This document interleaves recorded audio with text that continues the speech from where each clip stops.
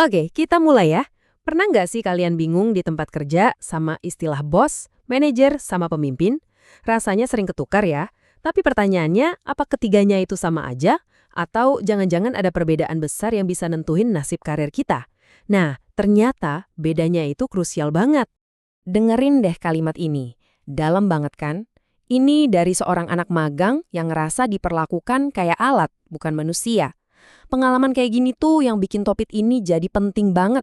Ini bukan cuma soal teori manajemen di buku, tapi soal gimana kita ngerasain dan ngehargain satu sama lain setiap hari di tempat kerja.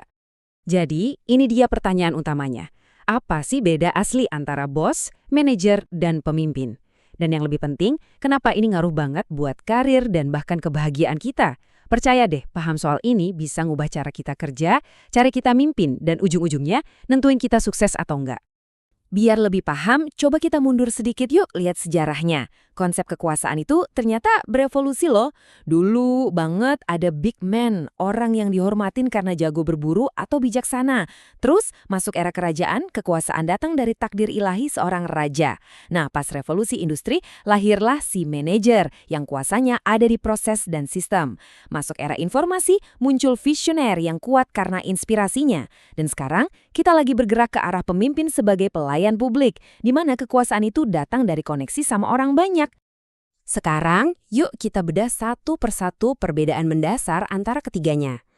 Ini bukan lagi soal jabatan yang tertulis di kartu nama ya, tapi soal cara berpikir, cara bertindak, dan efek yang mereka timbulkan. Coba deh lihat dari mana kekuatan mereka datang. Kalau bos, kekuatannya ya dari jabatan. Pokoknya kerjain kan saya bosnya. Kalau manajer, kekuatannya dari posisi dia di struktur perusahaan. Tapi pemimpin, nah ini beda. Kekuatannya itu datang dari dalam dirinya. Dari karisma, dari rasa hormat yang didapat. Orang ngikutin dia bukan karena terpaksa, tapi karena emang mau. Nah, pola pikir ini nih kuncinya. Seorang bos itu mikirnya, mereka semua ini kerja buat saya. Manajer fokusnya ke sistem. Yang penting prosedur jalan. Tapi seorang pemimpin sejati, pikirannya kebalik. Saya kerja buat mereka. Fokusnya adalah memberdayakan tim biar bisa mencapai hal-hal hebat. Ini pergeseran total. Dari yang tadinya egosentris jadi tim sentris. Sifat asli itu paling kelihatan pas lagi ada masalah kan? Kalau ada kesalahan, bos langsung nyari siapa yang bisa disalahin. Manajer ngecek prosedur mana yang nggak sesuai.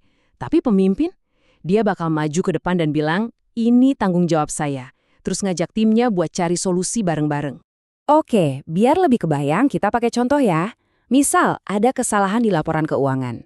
Bos, wah dia bakal ngamuk, nyalahin orang, mungkin sampai ngancem pecat. Manajer, dia bakal nunjukin, lihat SOP nomor 5 dilanggar. Tapi pemimpin, dia ngelihat kesalahan ini sebagai kesempatan buat belajar. Dia bakal duduk bareng timnya, bukan buat nyari salah, tapi buat ngerti kenapa ini bisa terjadi. Hasilnya, tim yang gak takut buat mencoba hal baru dan akhirnya terus jadi lebih baik. Sampai di sini mungkin kalian mikir, oh oke ngerti, jadi pemimpin itu pahlawannya dan manajer itu ya gitu deh. Tapi tunggu dulu, kenyataannya tuh jauh lebih menarik dan kompleks dari itu. Jadi emang sesimpel itu ya, pemimpin itu baik, manajer itu buruk? Kalau kita mikirnya hitam putih kayak gitu, kita justru bisa tanpa sadar ngerusak organisasi kita sendiri loh. Ada pakar kepemimpinan namanya John Kotter yang ngejelasin ini dengan keren banget. Gini, manajemen tugasnya mengatasi kerumitan, mastiin semua sistem berjalan lancar, kayak kereta yang datang tepat waktu. Nah, sementara itu, kepemimpinan tugasnya mengatasi perubahan, nentuin tujuan akhir stasiunnya itu mau kemana. Keduanya penting kan? Jadi, intinya gini, kita butuh banget manajer yang jago biar semuanya nggak berantakan. Tapi, visi seorang pemimpin juga nggak akan jadi apa-apa tanpa eksekusi rapi dari seorang manajer. Makanya, orang yang paling efektif itu adalah orang yang tahu kapan harus pakai topi manajer dan kapan harus jadi pemimpin. Dua-duanya harus ada. Oke, udah cukup teorinya. Biar lebih ngena, sekarang kita lihat contoh nyata dari kepemimpinan yang luar biasa. Kutipan ini benar-benar nangkep esensi gaya kepemimpinan Sekretaris Kabinet Indonesia, Teddy Indrawijaya. Bukan mengatur dari atas ke bawah, tapi mengasuh. Ini tuh sebuah perubahan cara pandang yang fundamental banget tentang apa artinya kekuasaan. Coba deh lihat aksi-aksinya. Datang ke sekolah, duduk lesehan di lantai, dengerin warga tanpa sekat birokrasi. Ini tuh lebih dari sekedar pencitraan loh. Ini adalah simbol kuat bahwa dia hadir untuk melayani, bukan untuk dilayani.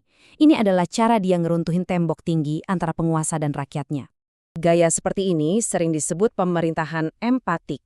Intinya sederhana banget. Kekuatan sejati itu nggak datang dari pangkat di atas kertas, tapi dari koneksi hati ke hati. Ketika orang ngerasa didengar, ngerasa dipahami, dukungan yang mereka kasih itu jauh lebih tulus dan kuat daripada yang bisa dipaksakan oleh aturan manapun. Nah, setelah kita ngebahas semuanya, dari teori, perbedaan, sampai contoh nyata, sekarang waktunya buat refleksi. Coba kita sama-sama bertanya ke diri sendiri. Ini pertanyaan penutup yang simpel, tapi jawabannya bisa sangat mendalam. Coba jujur, pas tim kalian sukses, refleks pertama kalian apa? Apakah maju ke depan buat ngambil pujian? Atau justru mundur selangkah dan ngasih panggung itu buat tim kalian?